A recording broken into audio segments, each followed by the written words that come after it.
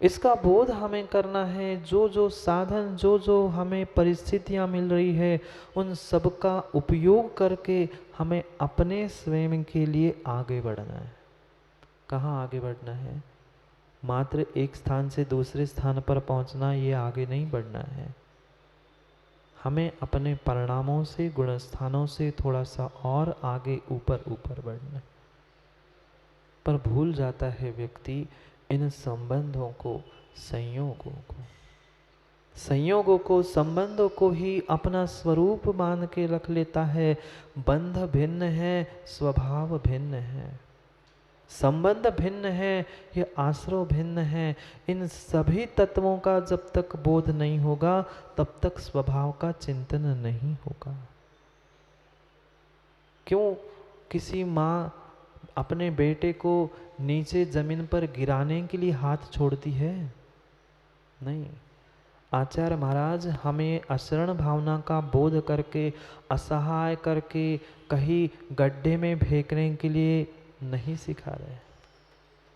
यही समझा रहे हैं कि जब जब तुम्हें अवसर मिलेगा, पता नहीं कल मृत्यु होगी कि आज मृत्यु होगी, कब तेरे हाथ पैर टूट जाएंगे कोई भरोसा नहीं है। जब तक हाथ पैर नहीं टूट रहे हैं, मृत्यु नहीं हो रही है, तब तक समझो, संभलो अपने आप को। अगर कोई इस ब्रह्मांड में शरण है तो तेरे लिए एकमात्र तेरी आत्मा ही शरण है, अन्य कोई भी शरण नहीं है। जब तक पुण्य है, जब तक पुण्य है, तब तक खूब मना लो, खूब अहंकार कर लो, जो चाहे परिणति कर लो, पर वह मात्र और मात्र पुण्य की प्रबल सत्ता में ही तुम्हें प्रत्येक स्थान पर शरण मिलेंगे, अन्यथा शरण नहीं मिलेंगे। चाहे देवी हो, देवता हो, मंत्र हो, तंत्र हो, जो चाहे कर लो। पर व्यक्ति भूल जाता है। थोड़े से कष्ट के, थोड़े से परेशानी के दिन आते हैं, वह सब कुछ भूल जाता है। फिर कहाँ जाकर मंत्र, कहाँ के देव, कहाँ की देवी, कोई रक्षा करने वाला नहीं है। निहाल चंद जी करेगा क्या? कोई भगवान तीर्थंकर स्वामी के यक्ष यक्षिणी, कोई क्षेत्रपाल, कोई भी रक्षा करने आने वाला नहीं है, नहीं आने वाले। पर महाराज जी फिर भी तो पुराणों में देखा जाता है कि देव आए थे, उन्होंने रक्षा की। इसीलिए तो कह रहा हूँ, मुझे पता है ज्ञान और अनुभूति में जो आपने अंतर करके रखा है, हमें उसको ही टैली करना है। पुराणों में तो हमने यही पढ़ा है कि वो आए, उन्होंने उसकी रक्षा की, उन्होंने उसकी रक्षा की। समझना, मैं वही बात समझाना चाहता हूँ कि जब तक पुण्य की सत्ता है तो वह तुम्हारा पड़ोसी भी तुम्हारे लिए सहयोगी बनेगा, और जब तेरा पुण्य का उदय नष्ट हो जाएगा, पाप के उदय में तेरा बेटा ही लात मारकर घर से बाहर कर देगा। बुरा नहीं मानना, पर परम सत्य बात यही है। और मान जाओ तो पंडित जी बहुत अच्छी बात है, जल्दी बुरा मान जाओ तो लात मारने से पहले आप लात मार के बाहर निकल। समझना, वह सीता ने, द्रौपदी ने क्या हाथ जोड़कर उस देवों को बुलाया था कि देवों मेरी रक्षा करो, मेरी रक्षा करो?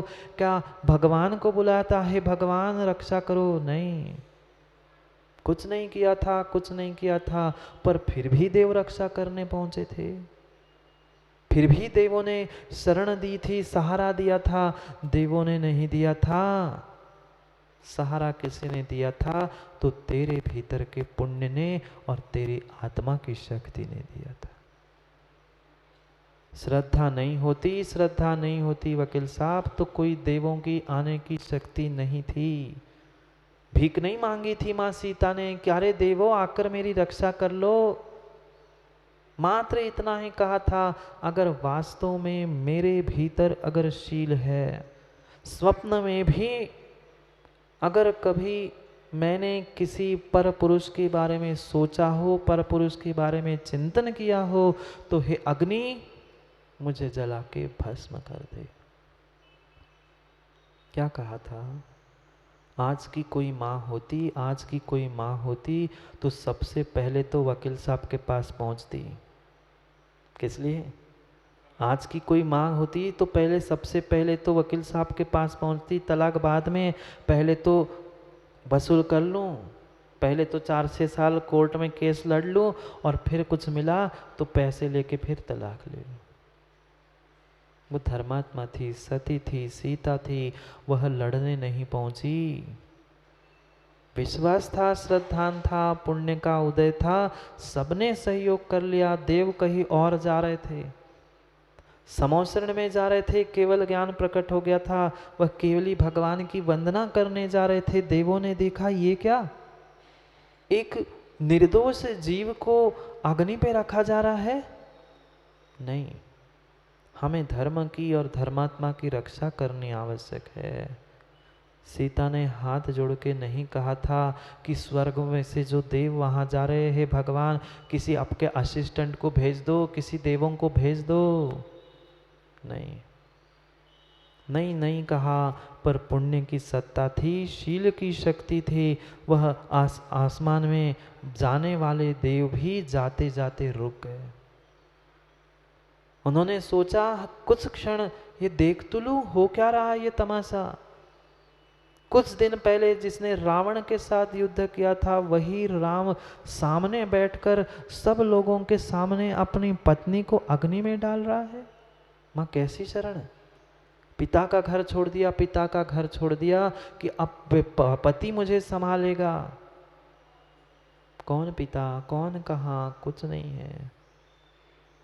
उस माँ ने भी जन्म दिया और कर्ण को पता है ना इतिहास, संभाला क्या, छोड़ दिया नदी में। कंस को भी छोड़ दिया। कितने सारे दृष्टांत खोल के देखे पर फिर भी हमें नहीं आ रहा है समझ में। दल बल देवी देवता, मात पिता परिवार। माँ ने ही जन्म दिया कर्ण को और तुरंत पानी में बहा दिया। कंस को जन्म दिया, पिता ने बहा दिया। कहाँ गया था पिता धर्म और कहाँ गई थी माँ ममता। माँ की तो ममता थी, पिता का फिर भी समझ में आ जाए, पर माँ की तो ममता थी।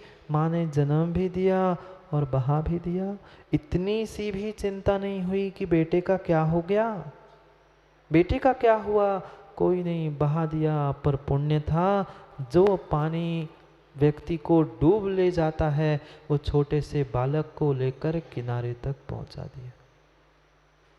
कोई बाहर की शरण मत खोजो, कोई बाहर शत्रु मित्र किसी भी प्रकार की खोज नहीं करना है। खोजने से हम खो रहे थे, अब भीतर गोता लगाना है।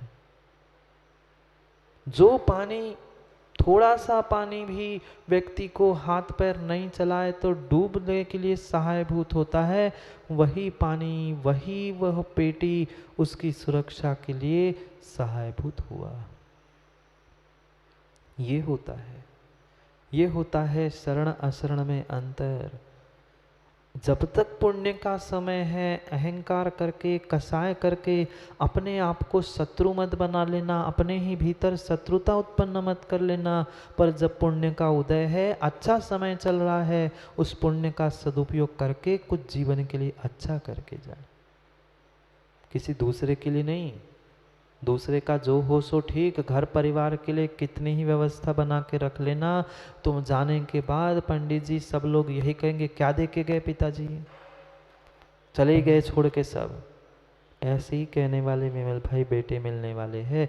आपके घर की पता नहीं है मुझे किसी की भी, पर वास्तविकता यही है। हाँ, जब तक आप सामने हो तब तक मीठे हो, सब कुछ कर रहे हो, तब तक हर व्यक्ति यही कहेगा हाँ हाँ ठीक ठीक। फिर जैसे ही काम निकल जाता है फिर पता चलता है कौन सहारा, कौन शरण।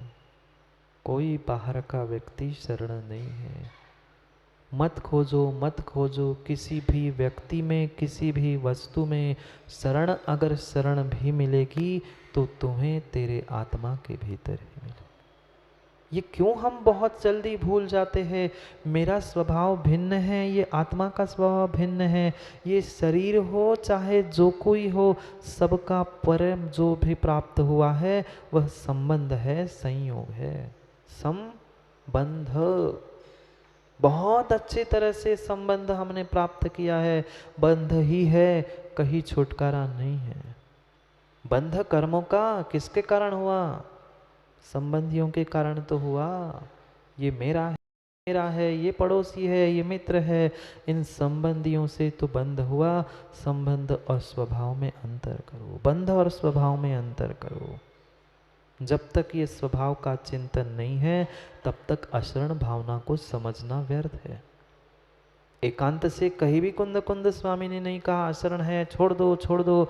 अरे छोड़ने के पहले ग्रहण किसे करना है वो भी तो समझो। ये नहीं खाओ, वो नहीं खाओ, ऐसा नहीं करो, पर करो क्या ये भी तो बताना जरूरी है। निषेध और विधि दोनों एक साथ कुंद कुंद स्वामी बता विधि बता रहे हैं कि अगर बाकी संसार में कुछ शरण नहीं है नहीं है नहीं है तो शरण कुछ है कि नहीं है? है। एक ही देव हमारे लिए शरण है, एक ही देव हमारे लिए शरण है। मात्र निहाल चंद जी आत्मदेव शरण है, बाकी कोई भी देवी देवता शरण नहीं है। कहाँ गए थे देवी देवता? कहाँ गए थे देवी देवता जब इतने बड़े बड़े उपसर्ग हुए थे मुनिराजों पर हुए हो, चाहे किसी सती के पर किसी पुरुष के ऊपर हुए? कहाँ गए थे देवी देवता? नहीं थी। तब पुण्य की शक्ति नहीं थी, पुण्य का बल नहीं था, तब तुम्हारे विश्वास की कमी थी, इसलिए वे भी तुम्हें सहयोग करने नहीं आ पाए थे। क्या द्रौपदी ने कहा था कि मेरे चीर की रक्षा करो, मेरी शील की रक्षा करो? न सीता ने कहा न द्रौपदी ने कहा, उन्होंने मात्र इतना ही कहा था विघ्नोगा प्रलम्यांति शाकिनी भूतपन्नगा विषम निर्विष्टा याति स्तूयमाने जिनेश्वरे। मुझे विश्वास है जिनेन्द्र भगवान की स्तुति करने से बड़े विघ्न नष्ट हो जाते हैं, मुझे और किसी की ज़रूरत नहीं है। और उस मात्र श्रद्धा के निमित्त से जो धर्मात्मा देव थे वे भी प्रसन्न होकर रक्षा करने पहुंचे। भीख मांग रही थी द्रौपदी, कहीं लड़ने पहुंची थी सीता? नहीं थी। 5 पांडव सामने बैठे थे, कोई रक्षा कर पाया? मरते समय की तो बात ही नहीं चल रही अभी, मरते ना बचावे कोई, वो तो बहुत अंतिम समय की बात है। उसके पहले ही कोई रक्षा करने वाला मिला? नहीं मिला।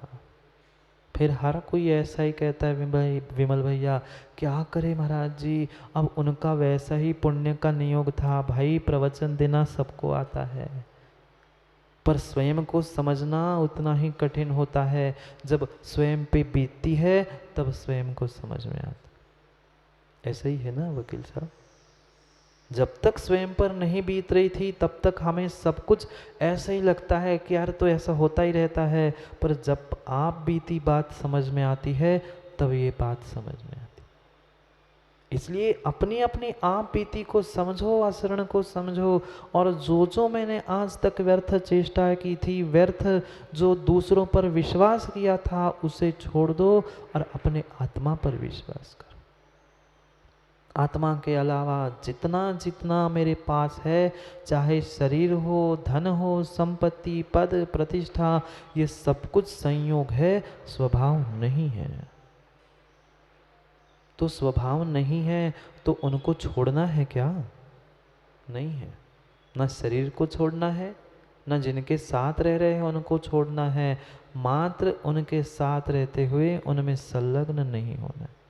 उसको अपना स्वभाव नहीं मानना है। स्वभाव तो मेरा ज्ञान दर्शन रूपी रत्नत्रय रूपी है, वही समझकर आगे बढ़ना है तो ही कुछ काम होगा।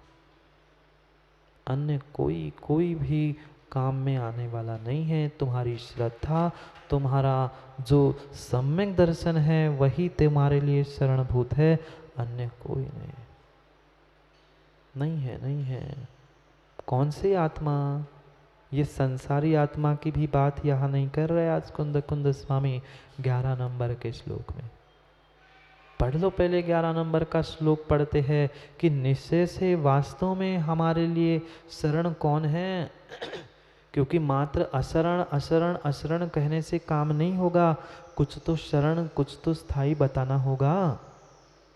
किसकी बदौलत हम अशरण को समझे?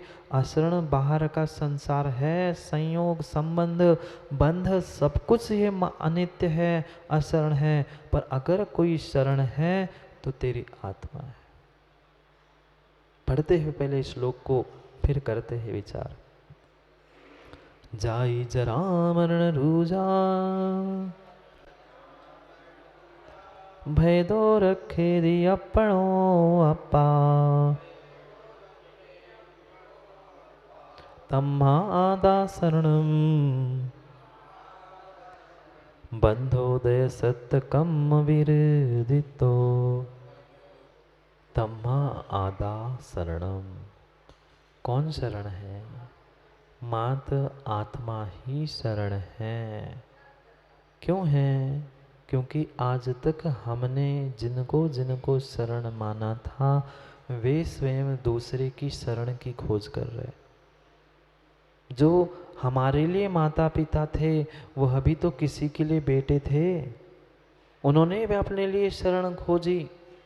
जो मेरे लिए बेटे, हमारे बेटे हैं, वे भी कभी माता पिता बन जाएंगे, वे भी तो भविष्य के लिए शरण खोजेंगे।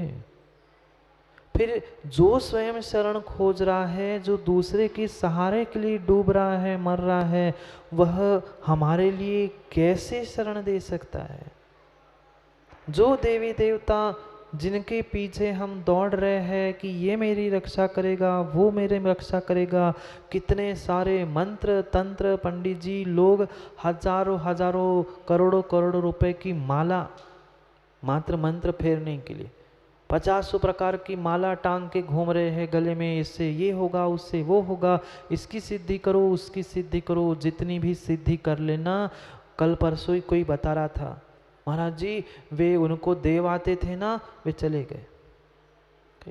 पता नहीं कहाँ कि 2-3 दिन पहले कोई बाहर से व्यक्ति आया था, वो बता रहे थे कि महाराज जी वो उनको देव आते थे ना, वहाँ वो दरबार लगाते थे ना, वो चले गए। मैंने पूछा कि भाई जब देव आते ही थे तो उनको जाने कैसे दिया? जब देव आते थे तो देवों को रक्षा करनी चाहिए थी ना, क्यों उनको मरने दिया? एक ही तो स्थान था उनको आने का, और तो कोई आ नहीं रहा था, उनको बुलाने वाले तो वे ही थे, तो उनको देवों को रक्षा करनी चाहिए थी ना, ऊपर जाने क्यों दिया? जिनकी उस व्यक्ति ने देव मानकर दरबार लगाया, सब कुछ प्रशंसा की, सब कुछ किया, वह देव भी काम में नहीं आए। नहीं आएंगे, नहीं आएंगे। कोई बाहर का देव मंत्र तंत्र विद्या जादू टोना काम में नहीं आएगी, नहीं आएगी। फिर भी पागलों जैसे लोग दिन रात मात्र माला फेर रहे, मंत्र फेर रहे, इसको फेर लो उसको फेर लो, उनसे रक्षा नहीं है। पुण्य है तो सब है, नहीं तो कुछ नहीं है। नहीं है बिना पुण्य के उदय में वह माला भी विपरीत फल हो देगी। अगर तीव्र पाप का उदय है तो नियम से वो ही माला जो पुण्य वर्धन के लिए थी वही पाप का वर्धन करने के लिए सहायभूत होगी। वही जो तिनका वह दांत में फंसे हुए मल को साफ करने के लिए काम का है, पर पानी में डूब जाएगा।